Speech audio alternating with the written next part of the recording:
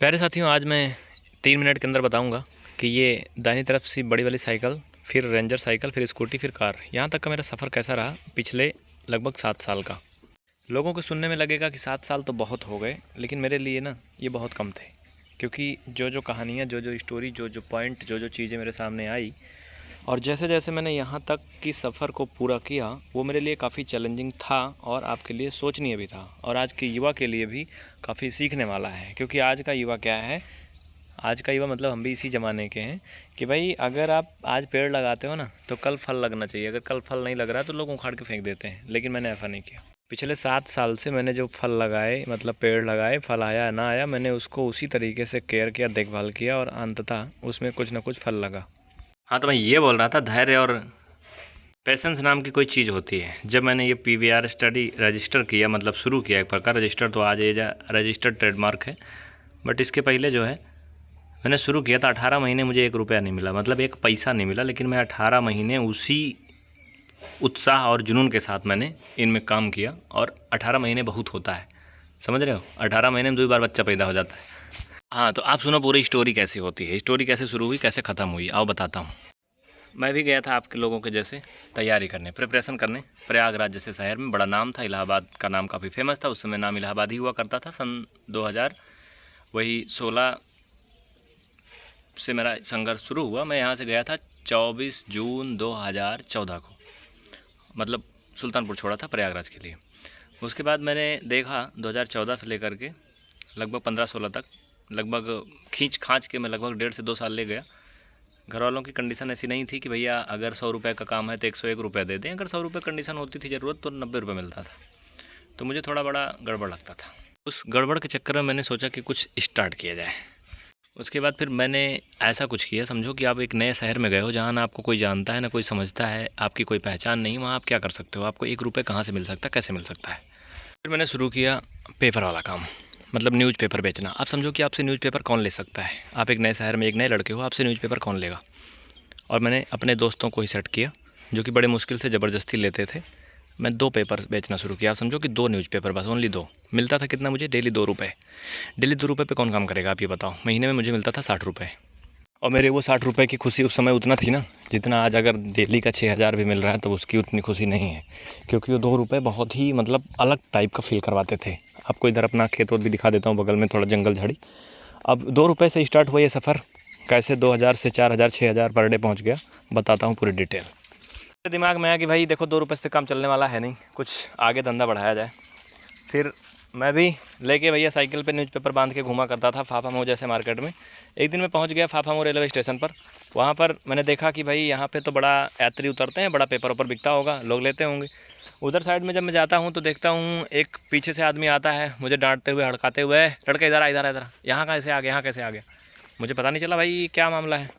तो कह रहा भैया रेलवे स्टेशन पर कोई चीज़ सेल करने के लिए सर्टिफिकेट लेना पड़ता है, टेंडर होता है वगैरह वगैरह, बड़ा प्रोसेस होता है, ऐसे कोई थोड़ी बेच सकता है। तब मुझे समझ में आया कि भैया रेलवे स्टेशन पे हम नहीं बेच सकते हैं, ठीक है। फिर मैं मार्केट ट्राई करना शुरू किया। मार्केट क्या हुआ, थोड़ा शॉर्टकट में बताता हूँ ना, स्टोरी मेरी बहुत बड़ी हो जाएगी। मार्केट में क्या हुआ, बहुत ज़्यादा संघर्ष मुसीबत करने के बाद 6 से 8 महीना के अंदर मेरे अधिकतम 10 से 12 कस्टमर बने। समझ रहे हो? 10 से 12 कस्टमर बने पेपर वाले। तो मतलब आप ये समझ लो कि एक एवरेज 10 रुपये मुझे डेली मिलने लगे। अब महीने के मिलने लगे 300 रुपये। पहले कितना मिलते थे? पहले मिलते थे महीने के 60 रुपये, अब मिलने लगे 300 रुपये। अब भाई मेरी जो कहते हैं ना, पैसा आने लगा, भूख बढ़ने लगी। तो मैंने पेपर के मामले में सोचा कि इसमें बहुत कुछ अच्छा है नहीं। एक दिन एक और सीनियर से बात किया, उन्होंने कहा चलो मैं आपको दिला देता हूँ सलोरी बघाड़ा उधर साइड में, सिविल लाइन साइड में प्रयागराज में काफ़ी कस्टमर है, 4-4 5-5 हज़ार कॉपियाँ बिकेंगी और उसमें आपको बहुत फ़ायदा होगा। लेकिन उसका लॉजिक क्या था कि आप पेपर बेचोगे किसी और का, मतलब कोई एक मालिक है जिसके वो सब कस्टमर हैं, आप ले जाओगे एज अ लेबर सेल करोगे और आपको जो पैसा मिलेगा वो अपने हिसाब से डिवाइड करके देगा। भैया मेरे बर्दाश्त के बाहर थी चीज़ें, क्योंकि मेरा शुरू से ही ये सोचना है ना कि बड़ा नौकर बनने से अच्छा है छोटा मालिक बनिए। तो मैंने ये कॉन्सेप्ट देखा, एक दिन गया भी आगे पीछे, मैंने कहा भाई देखो यार, यहाँ कम से कम हज़ारों घर में पेपर फेंकना, मैं जाऊँगा भूल। और दूसरा, ये मेरा नहीं है वसूल कि मैं किसी के अंडर रह के काम करूँगा। फिर मैंने उसको छोड़ दिया। फिर मैं इसी में कुछ और आगे भगवान का नाम लेते हुए बजरंगबली की कृपा से कोशिश करता रहा। फिर मुझे एक दिन मिल गया एक स्कूल में देना था पेपर, राधा कृष्णा स्कूल। अभी शैलेंद्र सिंह सर जी जो हमारे हैं गुरु, वो भी हैं, तो वो प्रॉपर्टी डीलर का काम भी करते थे और एडवोकेट भी थे, और उनके पास और भी सारे बिजनेस थे, तो बहुत बिजी रहते थे। अब वही थे प्रिंसिपल, वही थे मालिक स्कूल के करता धरता। तो मुझसे पूछे, पेपर देने जाता था मैं, देखते में सीधा फाधा लगता था, तो मुझसे कहा कि ये बच्चा तुम तो बड़ा अच्छा लग रहे हो, सीधा लग रहे हो यार, क्यूट लग रहे हो, बताओ कुछ पेपर ओपर तो बेच रहे हो ठीक है, लेकिन क्यों बेच रहे हो, क्या प्रॉब्लम है ऐसी। मैंने बताया सर जी देखो ऐसी ऐसी बात है, सारी बात बताया। उन्होंने कहा ठीक है स्कूल में पढ़ाओगे। हमने कहा पढ़ाया तो नहीं कभी, लेकिन अगर आप कहेंगे तो ट्राई करूँगा ज़रूर। उन्होंने ट्राई करवाया। उसके बाद फिर मैंने शुरू किया वहाँ पर। अच्छा रहा सफ़र। वहाँ पे मुझे मिलते थे 1500 रुपये, और वो भी मिलते थे लगभग 6 से 8 घंटे के। ये सफ़र चलता रहा। मुझे लगा ये ठीक नहीं यार, इसमें कुछ और भी बढ़ोतरी होनी चाहिए। उसके बाद मैंने बढ़ोतरी किया उसमें। क्या किया फिर मैंने, पता है, उसी स्कूल के लड़कों से मैंने ट्यूशन शुरू किया कि बेटा देखो तुम कहाँ पढ़ते हो, कोचिंग कहाँ पढ़ते हो, ट्यूशन कहाँ पढ़ते हो। और मैंने ऐसा माहौल बना के रखा ना, मैथ पढ़ाता था, बच्चे सब ना मुझसे मोहब्बत करने लगे, अच्छी वाली, लड़के लड़कियाँ छोटे बड़े बच्चे सब, ठीक है। तो उनको पढ़ाने लगा ट्यूशन। अब वो बच्चे आने लगे हमारे घर, ठीक है। इसके पीछे छोटी सी स्टोरी और भी है। स्कूल में पढ़ाने के पहले भी कुछ बच्चे मैंने अपने रूम पे इकट्ठा किए थे। कैसे, मेरे रूम के सामने नीचे ही रूम था मेरा, बगल में कूड़ादान था, खूब सारा खाली क्षेत्र था, वहाँ लोग कूड़ा फेंकते थे, वहीं सुअर वुअर आके जंगली जानवर खाते थे, गंधाता था। लेकिन मैं मजबूरी में वहाँ लिया था क्योंकि वो रूम सस्ता मिला था, सिर्फ 900 रुपये मिला था, ठीक है। तो वहाँ लड़के आके खेलते थे, गाली गलौज करते थे, चिल्लाते थे। तो उन्होंने, मैं धीरे धीरे उनको पुचकार के अपने पास बुलाना शुरू किया, नाम वाम पूछा, माई बाप का नाम पूछा। धीरे धीरे उनको मैंने बोला पढ़ते पढ़ते नहीं तुम लोग, पढ़ाना शुरू किया। धीरे धीरे फिर वो बच्चे मेरे पास परख गए, आने लगे पढ़ने। बाद में अपने मम्मी पापा को लेके आया। उसके पापा मुझे देते थे 100 रुपये महीना। 2 बच्चों को पढ़ाता था, 100 रुपये महीना मिलता था। हमने कहा बहुत है यार, जो मिले वही ठीक है, भागत भूत को लंगोटे सही, ठीक है, कहावत है हमारे यहाँ। उसके बाद ये शुरू हुआ। फिर उधर बीच में स्कूल मिल गया, स्कूल से बच्चे सेट किया, स्कूल से बच्चे आने लगे, पहले मेरे रूम पे आने लगे। फीस एक आठ ही देता था, नहीं देता था, बच्चे आते थे, 4-6 आते थे, भीड़ मचाते थे। उसमें से बच्चों का एक सरदार था, सरदार ने ढेर सारे बच्चों को इकट्ठा शुरू किया। उसके बाद फिर बच्चे इकट्ठा होते होते हो गए भैया, यूपी बोर्ड वाले बच्चे थे, गरियाते ज़्यादा थे, पढ़ते कम थे। उसके बाद फिर मुझे लगा कि नहीं यार सही नहीं है, यूपी बोर्ड वाले बच्चों को पैसा से ज़्यादा मिलता नहीं, इसमें कोई सिस्टम सही है नहीं। जल्दी जल्दी बताऊँ, थोड़ा समझने की कोशिश करना, ठीक है। 7 साल की कहानी अगर 7 मिनट में बताऊंगा, थोड़ा जल्दी तो बोलना पड़ेगा। तो उसके बाद फिर वहाँ से मैंने सोचा कि यार सीबीएसई बोर्ड वाले बच्चों में ज़्यादा पैसा मिलता है, सीबीएसई बोर्ड वाले बच्चे मिलेंगे कैसे। अब यूपी बोर्ड वाले बच्चों के दोस्त होते हैं, क्योंकि वहीं प्रयागराज शहर में रहते हैं भाई, बड़े बड़े, तो उनके अच्छे अच्छे दोस्त भी थे। हमने कहा तुम्हारे कोई लड़की लड़का गर्लफ्रेंड बॉयफ्रेंड कोई हो भाई, तो तुम लोग दिलाओ यार बच्चे, मतलब मिलवाओ कोई अपने जो इंग्लिश मीडियम वाला हो। तो उसमें से कुछ बच्चे मिले मुझे इंग्लिश मीडियम वाले। उसके बाद फिर उनका शुरू हुआ सफ़र। ये बच्चे जहाँ 200 रुपये देते थे महीना के, मान लो अधिकतम 800 रुपये 900 रुपये मिल जाता था, अब वो बच्चे देने लगे 500-500 रुपये। भाई हमें मिल गई सीबीएसई बोर्ड वाले, आईसीएसई बोर्ड वाले 3-4 बच्चे मिल गए, मुझे मिलने लगा 1500-2000 रुपये उधर मिलने लगा। ये बच्चे मुझे 1000 800-900 रुपये देने लगे, 3-4 हज़ार रुपये मुझे मिलने लगा लगभग एवरेज मोटा मोटा। अब स्कूल में मिलता था 1500 रुपये 6 घंटे में लगभग मोटा मोटा, ठीक है। अब मुझे यहाँ मिलने लगा 3 से 4 हज़ार रुपये, वो भी 3 से घंटे में, अधिकतम 3 से 4 घंटे में, ठीक है, नहीं और कम ही लगता था। तो मुझे लगा स्कूल छोड़ना है। स्कूल छोड़ने वाला मैंने प्लान बनाया, वहाँ पे लोगों को बड़ा बुरा लगा, मैडम लोग सर लोग को सबसे लगा हो जाता है, और काफ़ी अच्छा माहौल था, काफ़ी जिम्मेदार आदमी था, तो नहीं लगा कि छोड़ें। फिर ना चाहते हुए भी अब क्या करेंगे भाई, कोई जाना चाहता था, उसे रोक नहीं सकते हो।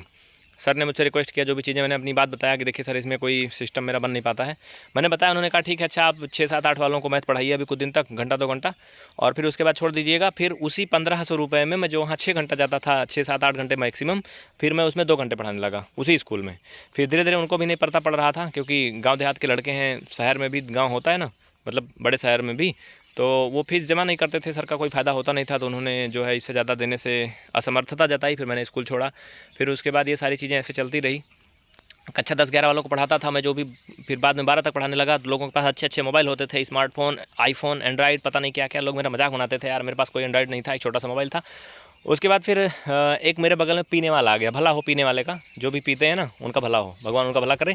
तो उसने क्या किया पता है, उसने मुझसे थोड़ी थोड़ी दोस्ती किया, क्योंकि मैं बगल में ही रहता था, सीधा फादा था, तो पानी वानी मांग लेता था, थोड़ा पैक वैक बनाता था, तो मैं उसको पिला देता था, पानी वानी दे देता था।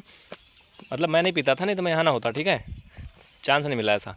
तो फिर उसके बाद उसको मतलब सेट किया, उसने अपना फ़ोन बेचा, बोला यार देखो पैसा नहीं मेरे पास, अगर तुम मुझे आज की डेट में 4000 रुपये भी दे देते हो तो मैं फ़ोन दे दूँगा। अभी 1 साल पहले वो लिया है, वो था सैमसंग J2 फ़ोन, ठीक है, 2 GB रैम वाला।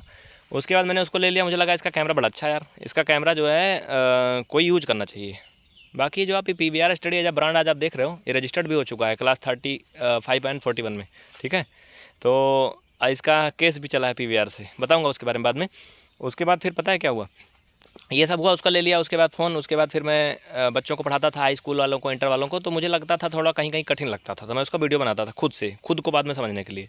फिर मैं उसको कुछ दिन बाद यूट्यूब पे डालने लगा, मैंने देखा कुछ व्यूज आते थे, फिर मुझे लगा यार देखो यार ये से मज़ा नहीं आता है।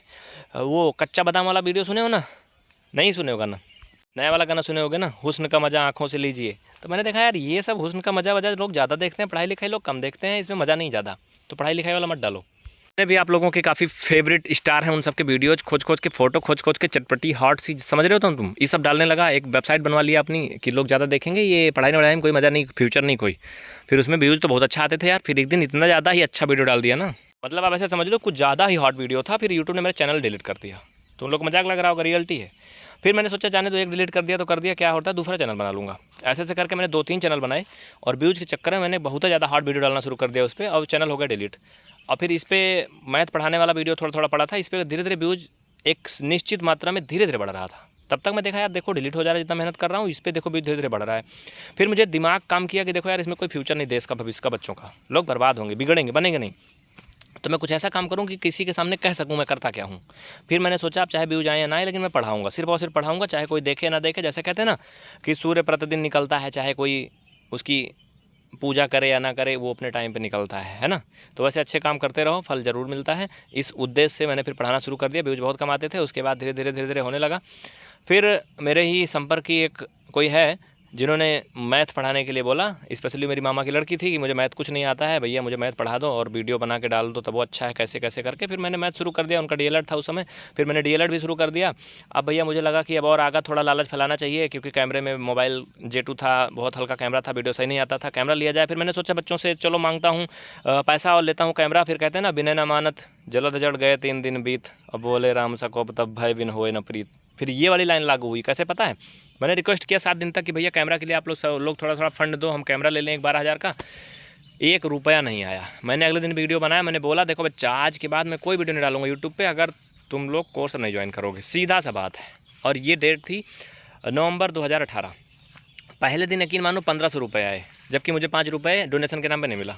उसके बाद मैंने डीएलएड का कोर्स बेचना शुरू कर दिया। फिर मैं बेसिक मैथ में आ गया, उसमें आ गया। फिर देखो भैया बेसिक मैथ में आज PVR स्टडी यूट्यूब पर सबसे बड़ा चैनल है, भगवान बजरंगबली की कृपा से।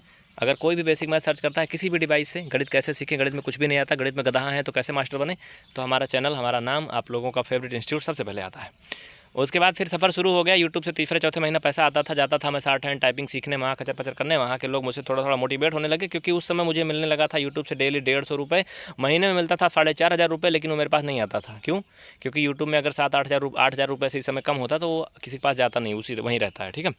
तो मेरा पैसा आने लगा, दूसरे तीसरे महीने आने लगा, किराया रूम का निकलने लगा, फिर मज़ा आने लगा यार। जब समझ रहे हो ना कि पैसा मिलने लगा किसी चीज़ में, तो फिर वो मज़ा कई गुना ज़्यादा बढ़ गई, ठीक है। धीरे धीरे सफ़र शुरू हुआ। दिसंबर 2020 में मैंने ले लिया लगभग 1 लाख के आसपास कैनन XA11 कैमरा ले लिया। उसके बाद में 2021 में मार्च आते आते मैंने लगभग 60 से 70 हज़ार के आसपास का एक लैपटॉप ले लिया, डेल जो है 3501 था।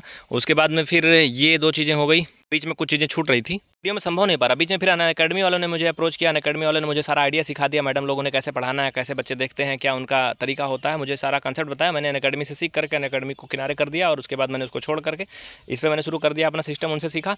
उसके बाद फिर मैंने जो है अकैडमी वालों ने एक लैपटॉप दिलाया था, अपने घर से कर्जा वर्जा लेकर लैपटॉप लिया था छोटा सा, उसकी कोई यहाँ बात नहीं कर रहा हूँ मैं, लगभग 20-20 हज़ार का था, जो मैंने अपने बाद से किया, अपने से खुद से किया, बता रहा हूँ।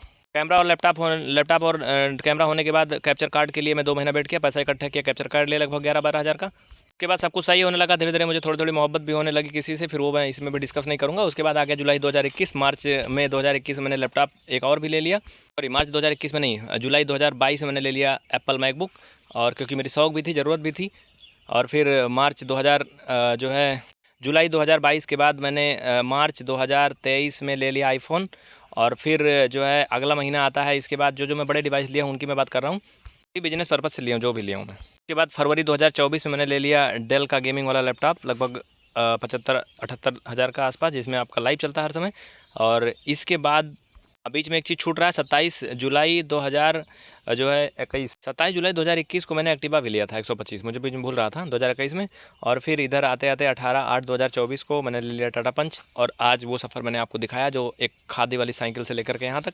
मुझे याद है 2014-15 के आसपास मेरा छोटा भाई भी अखिलेश कुमार भी पढ़ने के लिए गया था, और मैं ये वाला साइकिल घर से लेके चला गया था, मतलब वहाँ वो सुल्तानपुर शहर में रहता था, वो रोग आ करके घर भाग गया था, कहा था वो जब तक वो साइकिल नहीं लेंगे हम तब तक हम नहीं रहेंगे, क्योंकि पुरानी वाली साइकिल में बड़ा जंग लगा है, बड़े लोग हंसते हैं। जो तुम्हें सबसे पहले वाले नंबर की दिखाया था, बहुत अच्छी साइकिल थी तब वो, समझ रहे हो, क्योंकि दूसरे वाले में बहुत ज़्यादा जंग लगा था। वो वाली अच्छी वाली साइकिल उसको देके जंग वाली दोबारा लेके गया घर से, समझ रहे हो। 7 साल की कहानी 15 मिनट में बताया, बहुत लंबी थी, बहुत शॉर्ट किया हूँ। यार कमेंट जरूर करना, आपका क्या आइडिया है, क्या कहना है आपका।